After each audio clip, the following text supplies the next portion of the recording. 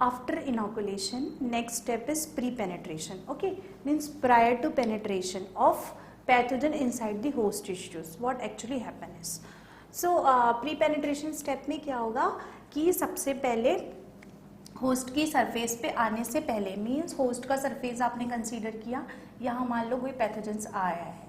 Okay, so ये pathogens के आने से पहले, ठीक है, पेनिट्रेट करने से पहले ये होस्ट है, तो इसके एंटर करने के prior to entry what actually happen over here is, सबसे पहले पैथोजेंस आता है. ठीक है, initially pathogen present on the host surface but not yet entered. Okay, इसलिए उसको हम क्या कहेंगे, प्री पेनिट्रेशन स्टेप कहेंगे.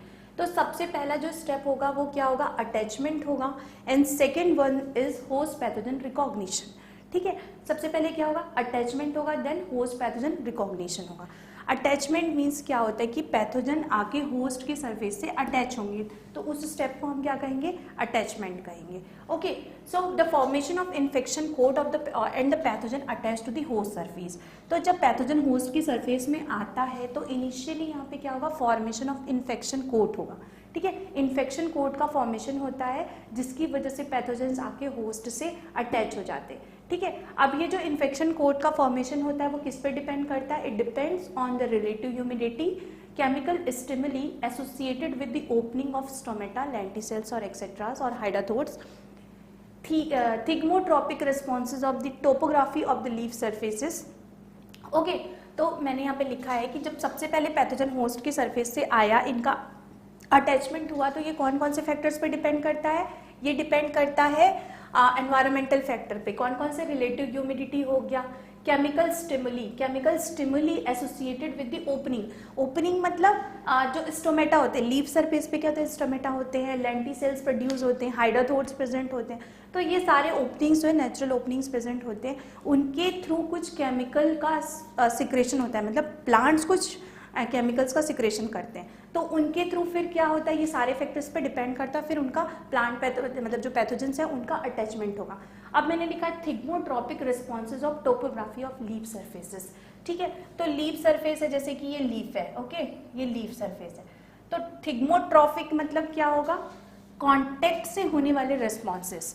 मीन्स अगर पैथोजन यहाँ पे आके अटैक करेंगे तो हो सकता है कि इसका सरफेस रफ हो, स्मूथ हो. ठीक है, तो ये कांटेक्ट्स के रिस्पॉन्सेस से जो अटैचमेंट होता है उसे हम क्या कहेंगे, थिग्मोट्रोपिक रिस्पॉन्सेस.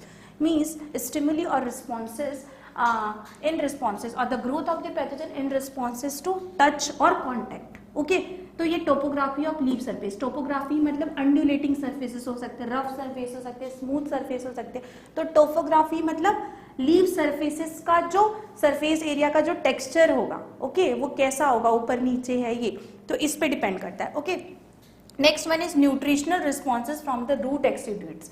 रूट एक्सिड्यूट्स मतलब क्या होते हैं कि कई बार जब पैथोजेंस होते हैं वो प्लांट के रूट्स पे जाके कॉलोनाइज होते हैं. ठीक है, वहां पे जाके अटैच हो, तो जो रूट पोर्शन है प्लांट का वो क्या करते हैं, बहुत सारे एक्सिडेट्स, बहुत सारी चीजें सिक्रेट करता है. ठीक है, कुछ प्लांट्स होते हैं जो फिनॉल सिक्रेट करते हैं, तो उस जो एक्सिडेट्स होते हैं कुछ सिंथेसिस करता है केमिकल्स का जो बाहर निकलते हैं, तो उस एक्सिडेट्स में क्या हो सकते हैं, शुगर हो सकते हैं, अमीनो एसिड्स हो सकते हैं.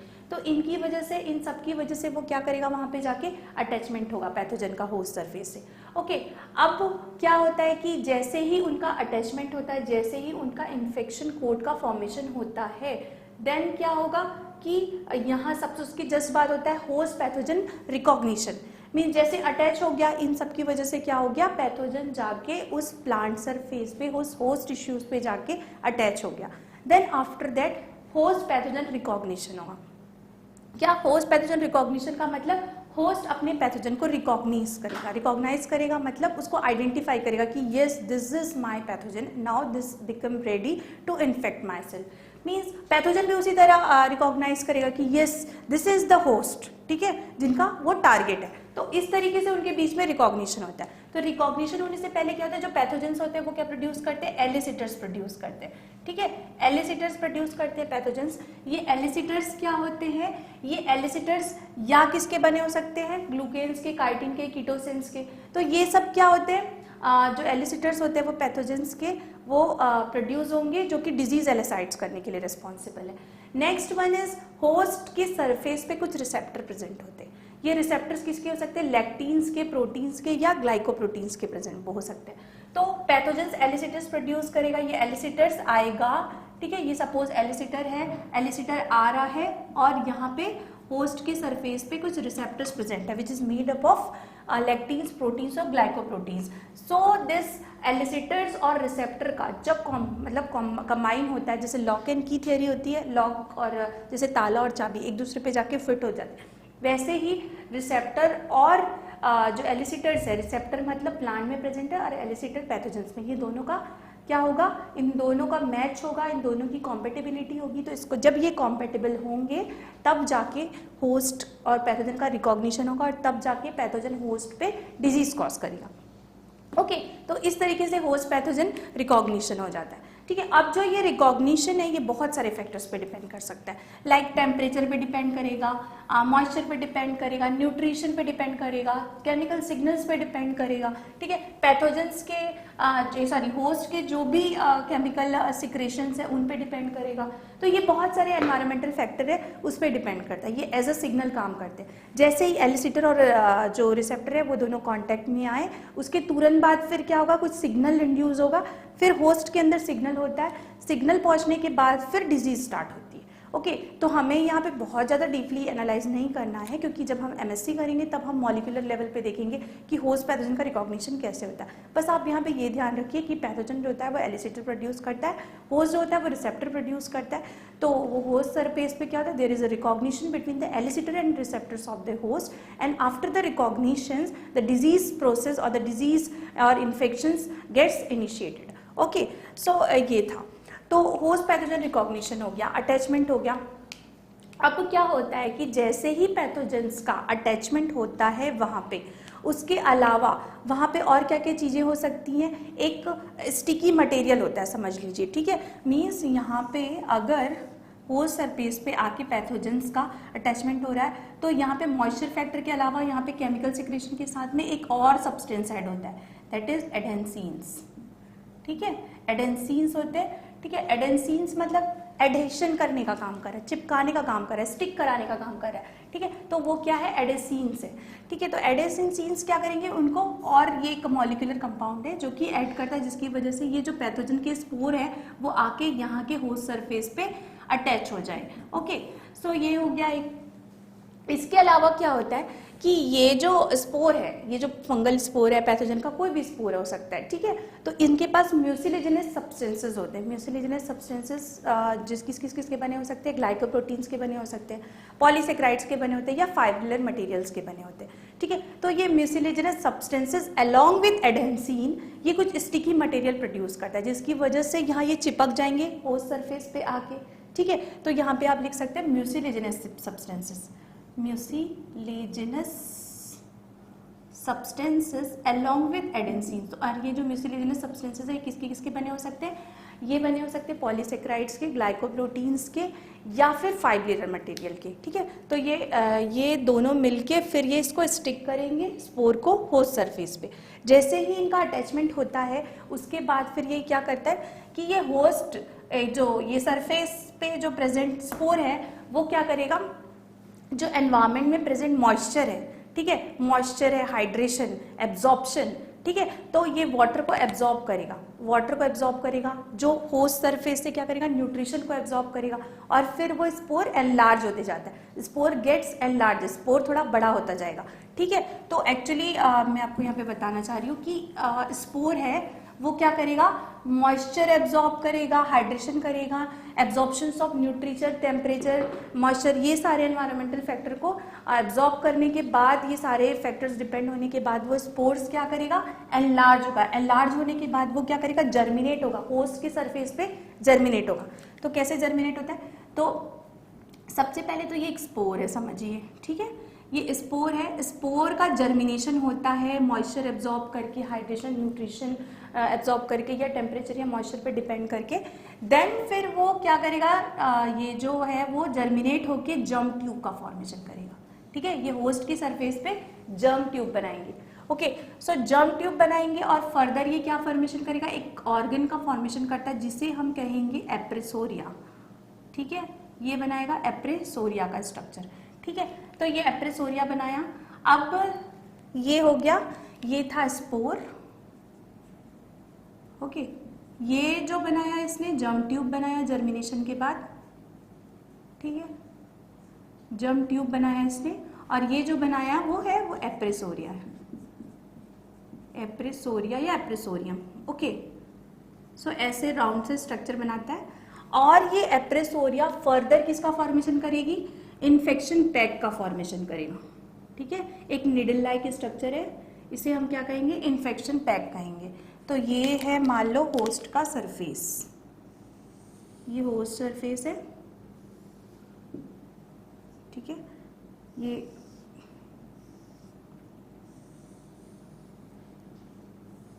तो यहाँ पे ये बनाया, ये स्पोर है, ये जर्मिनेट करके बनाया जर्म ट्यूब, दैट फर्दर जो ऑर्गन का फॉर्मेशन करेगा जिसे एप्रेसोरियम कहेंगे। यहाँ से बनाया इन्फेक्शन पैक, जो कि क्या था, निडल लाइक स्ट्रक्चर था, ठीक है। अब इस इन्फेक्शन पैक से फिर ये क्या बनाता है, यहाँ पे जाके, ठीक है, ये ऐसे प्रेसिंग ऑर्गन्स बनाएंगे, ठीक है, जो प्रेसिंग ऑर्गन की तरह करेंगे। और यहाँ पे क्या बना लेंगे, ये फिर हॉस्टोरिया बना लेंगे, हॉस्टोरियम या हॉस्टोरिया। ये फंगस के केस में होता है, कुछ फंगस है, ये फंगस है, समझ लीजिए, फंगल स्पोर है, ये जर्मिनेट होकर जर्म ट्यूब बनाया, देन एप्रेसोरिया बनाया, देन एक निडल लाइक स्ट्रक्चर बनाया, इन्फेक्शन पैक, और देन ये हॉस्टोरिया का फॉर्मेशन करेगा। और यहाँ पे आप समझिए कि यहाँ पे टिश्यूज है, ओके, ये टिश्यूज है। सो ये क्या है, टिश्यूज है, मतलब ये प्लांट के अंदर के प्रेजेंट टिश्यूज है। तो ये टिश्यूज के अंदर इंसर्ट करता है, पेनिट्रेट करके, समझिए, कुछ ऊपर ऊपर टिश्यूज में, एकदम ज्यादा पेनिट्रेशन नहीं हुई है अभी, स्टार्टिंग के ही लेयर में, आप समझिए, ठीक है। तो इस तरीके से उसने क्या बनाए, ये एक्चुअली पेनिट्रेशन का पोर्शन नहीं है, लेकिन ये अपने आप को भी तो कुछ स्पोर जर्मिनेट करेगा ना, तो उसके लिए ये समझिए आप, ये टिश्यूज है, और ये टिश्यूज के अंदर ही वो क्या बनाया, इन्फेक्शन पैक बनाया और हॉस्टोरिया बनाया। अब ये हॉस्टोरिया का काम क्या होगा, न्यूट्रिशन एब्जॉर्ब करना, वाटर प्लस न्यूट्रिशन को एब्जॉर्ब करना, plus nutrition absorption, nutrition absorption, okay. So ये था, ठीक है। Spore get germinated into the germ tube, ये जर्म ट्यूब है, then it forms the organ like structure that is known as appressoria. Episoria forms a needle-like structure is known as infection peg inside the host tissues. ठीक है. Then the infection pegs means pressing organ which helps to press inside the host tissues. उसके बाद फिर haustoria का formation किया. Haustoria is the organ which helps to absorb the water and nutrition from host tissues. ठीक है. तो ये था. ठीक है. इस तरीके से फिर क्या होता है, प्री पेनिट्रेशन स्टेजेस आ गए. ठीक है. उसके बाद फिर प्री पेनिट्रेशन को मैं फिर से एक बार आपको रिपीट करती हूँ कि it is the step which occurs prior to the penetration. Okay, इनके दो स्टेप्स इन्वॉल्व होते हैं. First one is attachment and second one is host pathogen recognition. तो अटैचमेंट में क्या होता है, initially the pathogen get attach to the host surface. Mean सबसे पहले उनका अटैचमेंट होगा.